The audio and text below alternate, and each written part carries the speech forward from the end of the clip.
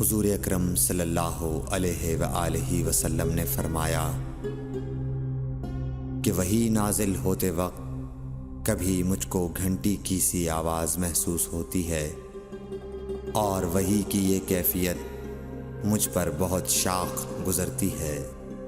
جب یہ کیفیت ختم ہوتی ہے تو میرے دل و دماغ پر اس فرشتے کے ذریعے نازل شدہ وحی محفوظ ہو جاتی ہے، اور کسی وقت ایسا ہوتا ہے کہ فرشتہ بشکل انسان میرے پاس آتا ہے اور مجھ سے کلام کرتا ہے، بس میں اس کا کہا ہوا یاد رکھ لیتا ہوں۔